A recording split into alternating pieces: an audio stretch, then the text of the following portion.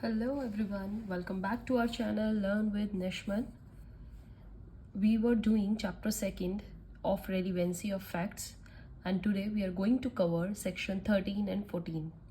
Right? So section 13, what it says bache, it talks about the facts which are relevant when right or custom is in question. Right? जब हम किसी right या custom की बात करते हैं तब हमारे कौन से फैक्ट्स रेलिवेंट होते हैं वो इस सेक्शन में हम पता करेंगे।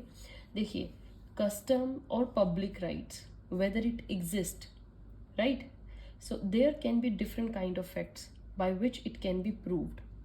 बहुत सारे फैक्ट से हम पता कर सकते हैं कि ये पर्टिकुलर राइट या ये कस्टम या ये कोई पब्लिक प्रैक्टिस चली आ रही है कि नहीं, right. So there are section 13 provides facts which are relevant for proving custom and public rights, right बच्चे। जैसे मैं आपको एक एग्जांपल देती हूँ, there is the pond, ये एक विलेज में एक pond है, right? So do villagers have the right to use the water of pond? Question उठता है। So this pond belongs to S family, right? किसी S family का ये पॉन्ड है, मतलब उसके ग्रैंडफादर ने इसको बनवाया था, राइट। तो जो ग्रैंडफादर हैं he got pond surmounted by barbed wire, उन्होंने इसके चारों तरफ एक बार्ब्ड वायर से बाउंड्री बनवाई because water of the pond is getting polluted. Now question is whether villagers have the right to have free access to pond. So whether this customary right is there. In S grandfather's time, similar incident had happened and it was decided that villagers do not have free access. Villagers की कोई भी access नहीं है. Now, the owner of this pond declared that no free access it. Therefore, villagers using the pond is in violation. Right बच्चे, क्योंकि अगर हम customary right देखें, प्रैक्टिस पुरानी प्रैक्टिस देखें तो ये विलेजर्स को राइट नहीं था इसमें। So this transaction where it was declared that people do not have access, this proves that the free access was not customary right. Right बच्चे, तो ये फैक्ट, कौन सा फैक्ट कि एस ग्रैंडफादर के टाइम में ये एक बात हुई थी जहाँ पर ये डिसाइड किया गया था कि ये उनकी फ्री एक्सेस के लिए नहीं है, राइट। वो क्या मानी जाएगी? Relevant. So these past transactions are relevant for proving customary or public right. समझ में आया बच्चे? Now if a person H, he made a temple, right? He made a temple in the middle of village.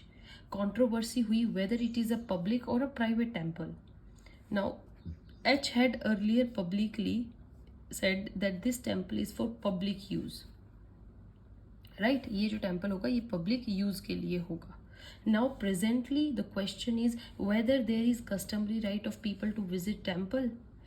अब इस बात का अब यहाँ पर एक्सेस है कि नहीं, ये एच की जो स्टेटमेंट उसने उस टाइम पे दी थी वो रेलिवेंट हो जाएगी। समझ में आई बच्चे? उसने उस टाइम पे बोला था कि ये लोगों के लिए एक्सेस का है, इसलिए रेलिवेंट हो जाएगी। आपको सिचुएशंस को रिलीजियस पॉइंट ऑफ व्यू से नहीं देखना है, लाइक प्योर रिलीजियस, उसमें तो ये चीज़ें अलाउड नहीं है।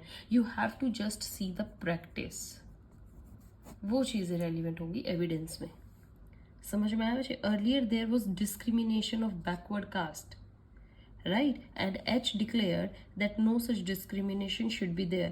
Now if question arise that whether particular community not to visit temple, so जो H की declaration होगी that is relevant, जो उसने statement दी कि नहीं everybody has the access, तो उसको मान लिया जाएगा। सही है बच्चे? ऐसे ही हमारा जो सबरीमाला मंदिर का कंट्रोवर्सी है about women entering temple, here if any previous incident is there, मतलब हम कोई प्रीवियस पास्ट इंसिडेंट को चेक करेंगे, राइट। पास्ट इंसिडेंट्स को ही बच्चे हम राइट, कस्टम या प्रैक्टिस बोलते हैं। Is whether there is a controversy was raised then it will be relevant in deciding the case. वो बात जो उस टाइम पे डिसाइड हुई थी वो इस टाइम पे रेलिवेंट मान ली जाएगी। Okay, so now declaration of S in this situation and H in this situation, that is transaction asserted that right and custom. So transactions thinks over a period of time, right बच्चे, village है, land है, cow grazing है. So this going over a period of time, no one ever stop. Now question arises that whether grazing is a customary right. So this transaction of no one stopping over a period of time is relevant. Right वो बरसों से ही अपनी गायों को चराते आ रहे हैं पुराने टाइम से, तो वो रेलिवेंट मानना जाएगा. राइट क्योंकि ये एक पास्ट प्रैक्टिस चली आ रही है. राइट तो जैसे यहाँ पर ग्रैंडफादर के टाइम की बात थी, एच की स्टेटमेंट थी, these are also relevant. Right, so this is your section 13 talks about right and custom. When a particular right custom become relevant, past practice become relevant when the past practice comes in between fact in issue in question, we determine that past right or custom relevant. Okay, now coming to section 14. Okay, section 14 क्या कहता है बच्चे? Facts showing the existence of state of mind और of body और bodily feeling, वो relevant मान लिए जाते हैं. तो I write for you. Section 14 क्या कहता है? Any fact which relates to state of mind, body और बॉडीली फीलिंग, ये सब रेलिवेंट है उस टाइम पर. Right, if these three are relevant facts in the suit or proceeding, then any fact which proves above these three will be relevant. आपको मैं example के साथ देती हूँ. फॉर एग्जाम्पल एक मर्डर हुआ है बच्चे. राइट, सो मर्डर है, intention to cause death is the stage of mind. Mind में क्या है आपकी? इंटेंशन. तो ये क्या है? Fact in issue. Now any fact which shows this intention, ये मेन फैक्ट था कि उसने अपने माइंड में सोचा था मर्डर करना है, ये फैक्ट इन इशू है आपका. अब कोई भी ऐसा फैक्ट जो रेलिवेंट कब माना जाएगा? Which shows intention relevant. जैसे कि while shooting you stating I will kill you, या you shooting upon vital part of its body, this will prove your state of mind. This is relevant. So any statement, any conduct, similar occurrence, right, ये सब चीजें relevant मान ली जाती हैं. He earlier also shot the victim, देखो उसने पहले भी उसको कभी शूट किया है, ये भी एक रेलिवेंट फैक्ट है. सो मर्डर में आप उसकी माइंड को, उसकी कोई body, state of bodily feeling को रेलिवेंट मान लेते हो. राइट, बॉडीली फीलिंग कैसे बच्चे? आपकी बहुत सारी इलिस्ट्रेशंस दी हुई हैं, जब आप पढ़ेंगे तो इलिस्ट्रेशंस में देखिए एक है आपकी, A was given poison. Right, and after taking that poison, जो उसके सिम्टम्स थे वो उसको चेस्ट पेन हुआ, बर्निंग सेंसेशन हुई, he was not able to breathe, and he gave the statement of above to be. A को poison दिया गया था और उसने ये सब बातें बी को बताई, that how he is feeling, and he stated all the points that he is feeling a chest pain, burning sensation, not able to breathe. So this statement was relevant. Right, जो भी ए ने B को बोला वो सारी statement relevant होंगी इन proving his bodily feeling. आप फिर उससे आगे ये रेलिवेंसी से ही आगे चेक करोगे कि उसको पॉइजन के बाद ही ऐसा फील हुआ था. समझ में आया बच्चे? One more illustration, A already suffering from a disease. ध्यान से सुनिएगा, ए को ऑलरेडी एक डिजीज है, right, but while getting insurance he hide that disease. A didn't specify the disease and he commit fraud. Now when the claim has to be taken, insurance company ने refuse कर दिया. Right बच्चे?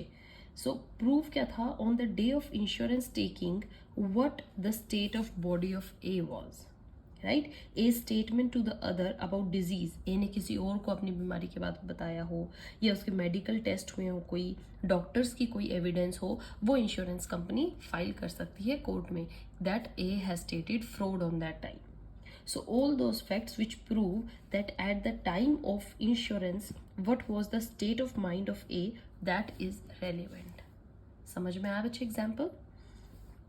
One more, A was found with stolen goods. Right, A ने चोरी की और उसके पास चोरी के गुड्स मिले हैं. नाउ स्टेट ऑफ माइंड क्या है? नॉलेज अबाउट स्टोलन गुड्स, उसको ऑलरेडी नॉलेज है कि उसके पास चोरी की चीजें हैं. Now fact that at the same time A was in possession of several stolen goods, this proves the knowledge. Right A के पास ये फैक्ट कि उसके पास ऑलरेडी बहुत सारे स्टोलन गुड्स हैं, वो एक रेलिवेंट मान लिया जाएगा fact, right. So now you clearly know about mind, body, bodily feeling, right बच्चे। ध्यान से सुनते जाइए, बहुत इंपॉर्टेंट है। एग्जाम्पल आपको आ जाता है और एग्जाम्पल से आपको पूछा जाता है कि this situation is treated under which section, then you have to tell that section 13 इसमें अप्लाई होगा या 10 होगा या 14 होगा, राइट। आपका एक केस है स्टेट ऑफ माइंड का, means knowledge, conduct that many counterfeit coin found in his possession. एक आदमी के पास बहुत सारे काउंटरफिट कॉइन्स मिले हैं, राइट। तो ये रेलिवेंट होगा प्रूव करने में that earlier he was already convicted of the same thing, right. तो अगर ये प्रूव हो गया दैट अर्लियर उसको कन्विक्शन हुई थी सेम चार्जेस पे, सेम ही ऑफेंस पे, तो अब उसके पास मिले, वो एक रेलिवेंट फैक्ट मान लिया जाएगा। जब आप कोर्ट में अप्लाई करोगे तो you can say that earlier also he has been convicted under the same offence, right बच्चे। अब आप देखिए, A said I will kill everyone, okay, and A goes and kill B. The above statement doesn't show the intention to kill B. A ने ये बोला मैं सबको मार दूंगा, that is a general statement, और उसने जाके A सिर्फ B को ही मारा स्पेसिफिकली, सो वो statement B के context में relevant नहीं है, right? Intention to be distinctly proved by the general statement intention to kill B is not manifest. आप एक ही उस स्टेटमेंट को फिर रेलिवेंट तरीके से नहीं ले सकते हो, that is not relevant because it was made in a general context and while killing B that is not related. B एक specific person था, ओके जैसे A kill B, A ने B को मारा, राइट। ट्रायल चल रहा है, specific intention towards B to be proved, आपको प्रूव करना पड़ेगा कि B के खिलाफ ही उसकी स्पेसिफिक इंटेंशन थी।